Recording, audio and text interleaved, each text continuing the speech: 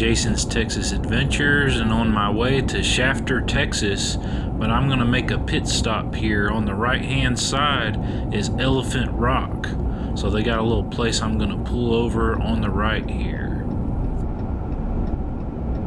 Whoa, horsey. It sneaks up on you fast.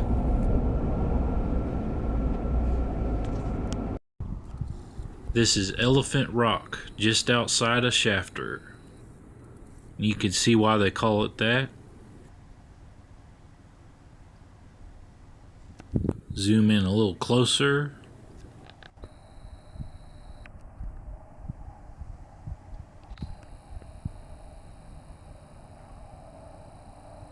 Pretty cool, right off of Highway 67.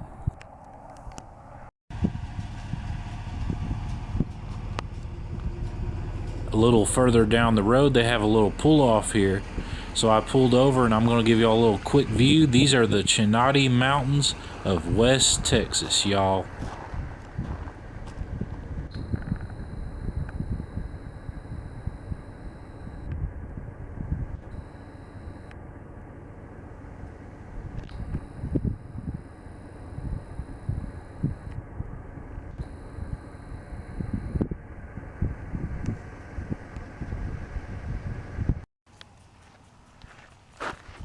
I've arrived to Shafter, Texas. Shafter, a ghost town located at the east end of the Chinati Mountains, 18 miles north of Presidio, has a long history closely tied to silver mining.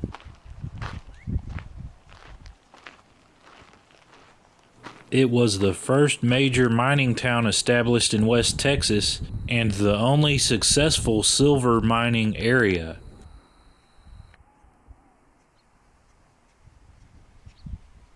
This once bustling town had a population of as many as 4,000 people, but today is mostly quiet and called home to only a few families.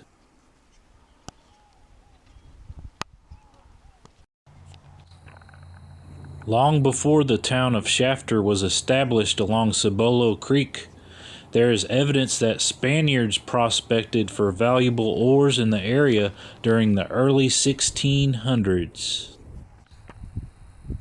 S.B. Buckley did the first mineral survey of the Chinati Mountains region in 1876 and noted the presence of lead, silver, and copper. A few years later, in September 1880, John Spencer, a rancher and freighter on the Rio Grande, noted a silver-rich ledge while traveling to Fort Davis. He collected a sample which he took to Colonel William R. Shafter, commander of the 1st Infantry Regiment at Fort Davis, who had it assayed. After finding profitable amounts of silver in the ore, William Shafter, along with his 2 Army friends, began to work on a land deal on the acreage surrounding Spencer's strike, petitioning the state of Texas to sell some of the property in the area. Though the partners were able to buy 4 sections of land, 2,560 acres, they lacked the capital and the technical expertise to mine that ore.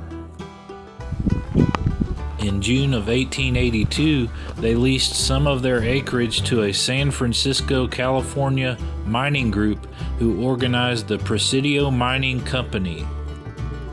Eventually, the 4 partners sold their interests to the company in exchange for each seller receiving 5,000 shares of company stock and $1,600 cash.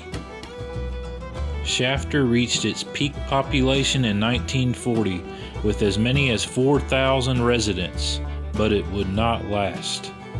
In 1942, due to labor problems, lower grades of ore, depletion of the silver reserves, and some flooding in the mines, the operation closed. Afterward, the equipment was dismantled and removed, and timber was salvaged from the roofs of many of the houses. Over the years, the mines penetrated 400 to 700 feet from the surface to encounter pockets of ore, some as rich as $500 per ton. Small amounts of gold were found and large amounts of lead were recovered. So that's kind of a brief history of the town of Shafter.